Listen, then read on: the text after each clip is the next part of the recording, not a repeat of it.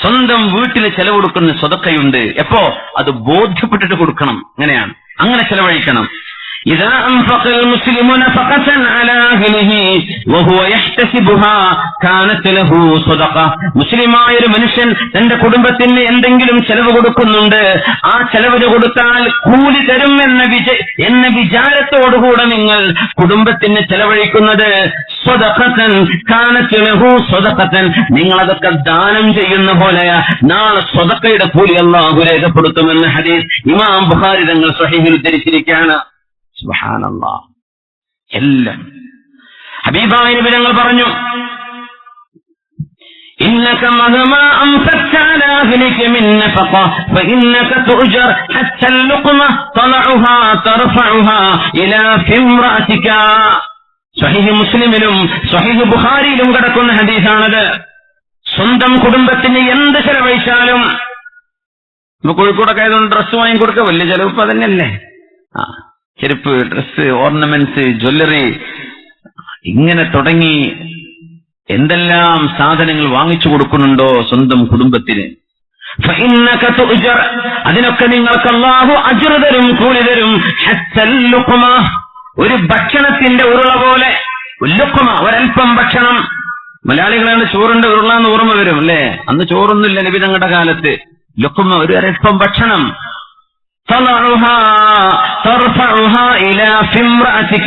നിന്റെ ഭാര്യയുടെ വായയിലേക്ക് നിങ്ങൾ ഒരു ഉരുള ഭക്ഷണം വെച്ചു കൊടുത്താൽ അതുപോലും നിങ്ങൾക്ക് അല്ലാഹു കൂലി തരുമെന്ന് മുത്തുനബി റസൂലുള്ളാഹ്. എത്ര കൂലി പോയിട്ടുണ്ടാവൂലേ? കല്യാണം കഴിഞ്ഞ് 10-20 കൊല്ലമായിട്ട് ഒരു ഉരുളെങ്കിലും ഭാര്യയ്ക്ക് കൊടുക്കാത്തവരെ എത്ര ഉണ്ടാവുന്ന ആ സ്വതക്കന്റെ കൂലി പോയി. ഇനിയിപ്പോ നാളെ കിട്ടുമെന്ന് നോക്കോളെ. എല്ലാ ഉരുളയും വെച്ചു കൊടുക്കണ്ട, നിങ്ങൾക്ക് ചോറ് വയ്ക്കാൻ നേരം ഉണ്ടാവില്ല. ഒന്ന് വെച്ചു കൊടുക്കാൻ. അൽഹംദുലില്ലാ. ശ്രദ്ധിക്കും ചെയ്യാ. ഇപ്പത്തെ അമ്മായിമാർക്കൊന്നും പിടിക്കൂല. ഓ എന്റെ ഒരു പ്രേമം എന്ന് പറയും, അതുപോലെ ഒന്ന് കാണാതെ കൊടുത്ത്. ഭാര്യയുടെ വായിലേക്കൊരു ഉരുള ഭക്ഷണം കൊടുത്ത സ്വതക്കയാണ്. ഉമ്മാനായ റബ്ബേ, റസീറ്റ് കിട്ടൂല എന്നുള്ളൂ, സ്വതക്കയാണാ ചെയ്തത്. അള്ളാന്റെ അടുത്ത് കിട്ടും. സ്വതക്കയാണ്. ഇങ്ങനെയാണെങ്കിൽ കല്യാണം കഴിഞ്ഞാൽ എത്ര സ്വതക്കയും നമ്മൾ അറിയാതെ നിർബന്ധപൂർവ്വം ചെയ്യുന്ന സ്വതക്കയാണ് ഇതൊക്കെ. വാങ്ങിച്ചു ഡ്രസ് കൊടുക്കുന്നത്, ഓർണമെന്റ്, ജ്വല്ലറി, ആഭരണങ്ങൾ മാറ്റണത്, പുതിയത് വാങ്ങിക്കൊടുക്കണത്, എത്ര കാശ് ചിലവാക്കുന്നത്. ഇതൊക്കെ നല്ലൊരു നിയ്യത്ത് വെച്ചാൽ ഭയങ്കര കൂലി. എത്ര കൂലി ഉണ്ടാവും നിങ്ങൾ ആലോചിച്ച് നോക്കി. അല്ലാഹു സ്വീകരിക്കട്ടെ. ഹബീബായ നബി തങ്ങളുടെ മുമ്പിൽ ഒരു ചെറുപ്പക്കാരൻ കടന്നു പോകുന്നു.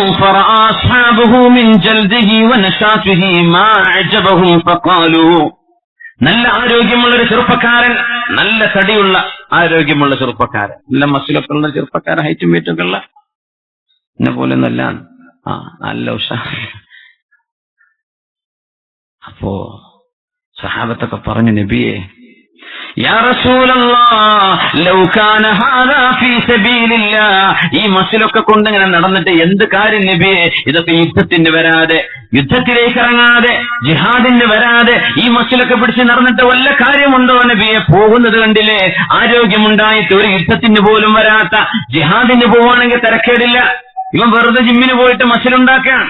എന്താ നബി ഇതുകൊണ്ടൊക്കെ കാര്യമെന്ന് ഒരു മനുഷ്യന്റെ ആരോഗ്യം കണ്ട് അത്ഭുതപ്പെട്ടുകൊണ്ട് സ്വഹാബത്ത് നബിയോട് പറഞ്ഞു സല്ലല്ലാഹു അലൈഹി വസല്ലം,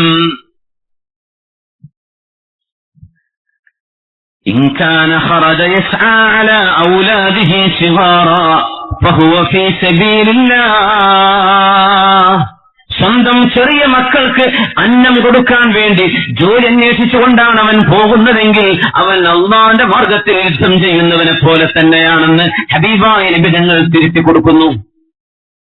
ഇൻ കാന ഖറജ യസ്ആ അലാ ഔലാദിഹി സിഗാറാ, കൊച്ചു മക്കളെ നോക്കാൻ വേണ്ടി, അവർക്ക് ഉടുപ്പ് വാങ്ങിച്ചു കൊടുക്കാൻ, അവർക്ക് സ്കൂളിൽ പോകുമ്പോ അവർക്ക് സ്കൂൾ ബാഗ് വാങ്ങിച്ചു കൊടുക്കാൻ, അവർക്ക് സ്കൂളിന്റെ ഫീസ് കൊടുക്കാൻ, മദ്രസയുടെ പാഠപുസ്തകം വാങ്ങിച്ചു കൊടുക്കാൻ പൈസ വേണ്ടേ? അതുണ്ടാക്കാൻ ജോലി അന്വേഷിച്ചു പോവുകയാണെങ്കിൽ ആ പോയ ആള് പോയത് ഫീ സബീലില്ലാഹ്, അല്ലാഹുവിന്റെ മാർഗത്തിലുള്ള യാത്രയാണത്.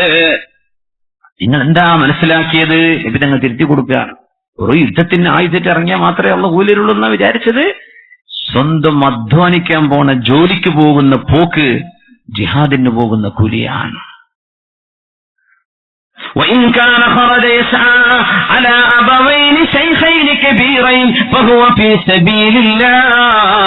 പ്രായമായ ഉമ്മയോ ബാപ്പയോ അങ്ങേറ്റം പ്രായാധിക്യം ചെന്ന് രോഗത്തോട് രോഗം, മരുന്നോട് മരുന്ന്, ചികിത്സയോട് ചികിത്സ, അങ്ങനെ പ്രയാസപ്പെടുന്ന ഉമ്മയെയും വാപ്പയെയും പോറ്റി വളർത്താനോ മരുന്ന് വാങ്ങിച്ചു കൊടുക്കാനോ ഒരു ജോലി അന്വേഷിച്ചുകൊണ്ട് പൈസ കിട്ടുന്ന വല്ല മാർഗവുമുണ്ടോ എന്ന് അന്വേഷിച്ചുകൊണ്ട് അയാൾ പോവുകയാണെങ്കിൽ ആ പോക്കും ജിഹാദിന്റെ കൂലിയാണെന്ന് പരിശുദ്ധ റസൂലുള്ളാഹി സ്വല്ലല്ലാഹു അലൈഹി വസല്ലം. ഈ ഹദീസെ പ്രവാസികൾക്കൊക്കെ വല്ലാത്ത റാഹത്ത് തരുന്നൊരു ഹദീസാണ്. കാരണം ഇവിടുന്ന് ഗൾഫിലേക്ക് കയറി പോവുക, കൊച്ചുമക്കൾ ഇട്ടേച്ച് പോവുക, ഒന്നുമില്ല, ഒരു ഇരിക്കക്കൂര ഉണ്ടാക്കണ്ടേ. എങ്ങനെയാ ഫറൂഖിലൊക്കെ പെരുമുഖത്തൊക്കെ ഒരു സെന്റ് ഇപ്പൊ എങ്ങനെ കിട്ടുക? സെന്റിന് വില 4 ലക്ഷം, 5 ലക്ഷം, 10. എങ്ങനെയാ റബ്ബേ ഞാനൊക്കെ ഒരു വീട് വെക്ക, ഇവിടെ നിന്നിട്ട് കഴിയില്ലല്ലോ. പോവുകയാണ്. എന്തി പോണത്?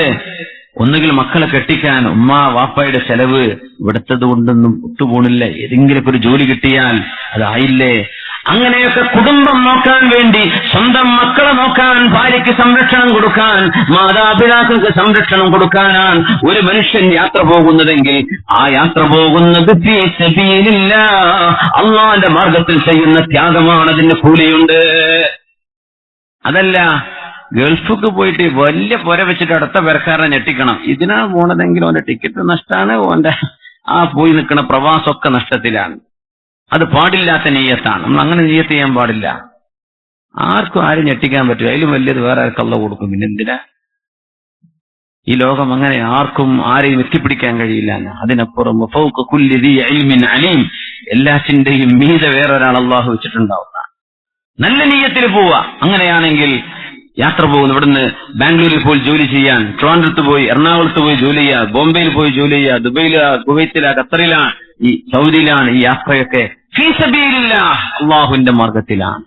അള്ളാഹു അങ്ങനെ സ്വീകരിക്കട്ടെ. നമ്മുടെ പ്രവാസികളായ സുഹൃത്തുക്കൾക്ക് അള്ളാഹു അത് സ്വീകരിക്കട്ടെ. അതുകൊണ്ടാണ് അബ്ദുല്ലാഹി ഇബ്നുൽ മുബാറക് റളിയല്ലാഹു അൻഹു എന്ന ലോകവിഖ്യാതനായ അള്ളാഹുവിന്റെ ആലിം പറഞ്ഞത്, ലാ യഖഉ മൗഖിഅൽ കസ്ബി അലൽ അയാലി ഷൈഉൻ വലൽ ജിഹാദു ഫീ സബീലില്ലാഹ്. സ്വന്തം മക്കൾക്ക് ചെലവിന് കൊടുക്കാൻ വേണ്ടി ഒരു മനുഷ്യൻ ചെയ്യുന്ന അധ്വാനത്തോളം ഒരു അമലും എത്തുകയില്ല. യുദ്ധത്തിന് പോകുന്നത് പോലും, ഇങ്ങനെ ജിഹാദ് പോലും സ്വന്തം മക്കൾക്ക് ചെലവിന് കൊടുക്കാൻ ഒരു മനുഷ്യൻ ചെയ്യുന്ന അധ്വാനത്തോളം എത്തില്ല. അത്രയും കൂലി അല്ലാഹു ജിഹാദിന് കൊടുക്കുന്നതിനേക്കാളും കൂലി സ്വന്തം മക്കളെ പോറ്റുന്നവർക്ക് അല്ലാഹു കൊടുക്കുന്നുവെന്ന് മഹാനായ അബ്ദുല്ലാഹി ഇബ്നുൽ മുബാറക് റളിയല്ലാഹു അൻഹു